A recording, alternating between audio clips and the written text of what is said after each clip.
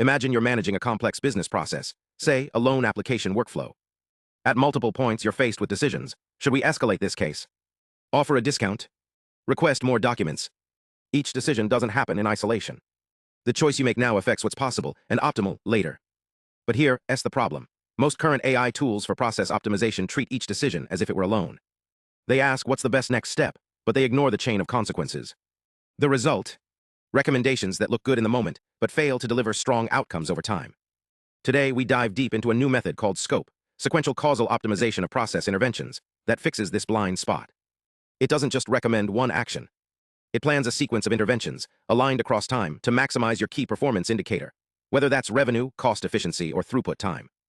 And it does so without needing simulations, data augmentation, or reinforcement learning agents trained on artificial process models. Instead, SCOPE uses causal learning and backward induction, a powerful combination rooted in decision theory, adapted for real-world business processes. Let's unpack how it works.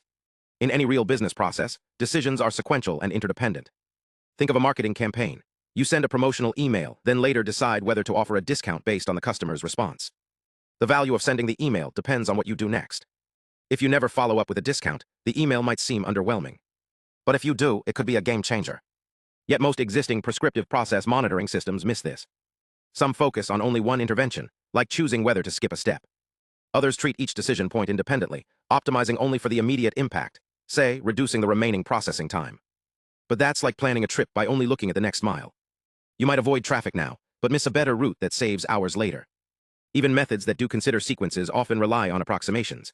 They build a Markov decision process, simulate the process, or augment historical logs. These shortcuts can introduce bias. The model learns from a distorted version of reality, leading to policies that underperform when deployed in practice. SCOPE solves this by combining two ideas, causal inference and backward induction, a technique long used in medical research to find optimal treatment regimes over time. Here's the core insight. To make the best decision today, you must anticipate how future decisions will unfold, and how they'll shape the final outcome. So SCOPE starts at the end of the process and works backward. At the final decision point, it asks, given the current state of the case, what's the expected impact of each possible action on the KPI? It estimates this using a causal model, like an S-learner, T-learner, or raw learner, trained on observational data. Then it moves one step back. Now it asks, if I take this action now, what outcome can I expect, assuming I'll act optimally in the future? It uses the value function from the next step to compute this. This recursive process continues all the way back to the first decision point. Each step answers, how good is it to take this action now, knowing I'll make the right choices later? The result?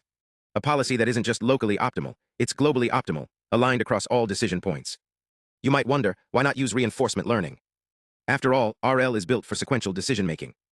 The issue is that RL agents need a model of the environment, a simulator, or an MDP. And those models are often approximations. They simplify the real process, lose fine-grained details, or misrepresent the dynamics. For example, one popular method clusters process prefixes into states using K-means. But clustering can obscure critical patterns. What if two cases have the same activity sequence but different durations? The cluster might merge them, losing valuable information. And when you train an RL agent on such a simplified model, it learns to exploit the approximation, not the real process. SCOPE avoids this entirely. It works directly on observational event logs. No simulation, no data augmentation. It uses causal learners to estimate treatment effects, even when certain actions are rarely taken in history. That means it can recommend bold, underused interventions that could dramatically improve outcomes. And because it's grounded in causal inference, it's robust to confounding, common in real-world data where decisions aren't random. Let's walk through the algorithm. First, during training, SCOPE runs a backward pass over the process. Starting from the last decision point, it uses a causal model to estimate the expected outcome of each action, what we call the Q function. Then, it computes the value function using a regret-based formulation, the expected improvement over the historically observed action. This value becomes the target for the previous decision point. This recursive process continues all the way to the first decision. Now, during inference, the system runs forward. At each decision point, it uses the trained models to recommend the action that maximizes the expected outcome, given the current prefix and the optimal future behavior. No simulation. No artificial environment. Just direct reasoning from real data. To test SCOPE, we use two datasets, one synthetic and a novel semi-synthetic benchmark based on the real-life BPIC-17W event log. The semi-synthetic setup is particularly valuable. We took real process data and introduced realistic causal dependencies, like a call to a client reducing throughput time, but only if the client type is car or loan takeover, and only if earlier activities were long. This created a complex, interdependent decision structure, exactly what real-world processes look like. We compared scope against several baselines. A method using K-means clustering and Q-learning, K-means-Q, another using separate models for each decision point, SEP-S, and a random policy. The results? Scope consistently outperformed all others. On SimBank, a validated loan process simulator, Scope achieved up to 250% higher gain over the bank's historical policy, especially under high confounding, where other methods failed. On SimBPIC 17, where we varied the number of decision points from 2 to 6, Scope's advantage grew with complexity. The more interdependent decisions there were, the more Scope's alignment strategy paid off. Even under strong confounding, where rare actions are barely observed, Scope still identified high-impact interventions that other models missed. And crucially, its performance improved with more data. Unlike some methods that degrade due to error propagation, Scope's backward induction reduces error by learning from the future. If you're in process management, supply chain, finance, or customer service, this isn't just academic. Scope gives you a tool to make sequentially aligned decisions. It helps you see not just what action is best now, but what action sets up the best possible future. It's especially powerful in high-stakes, low-sample environments, like loan approvals or medical workflows, where randomized trials are unethical or impossible. And because it works directly on observational logs, you don't need to build a simulator, retrain an RL agent, or run risky experiments. Of course, no method is perfect. Scope assumes no interference between cases, meaning one case doesn't affect another.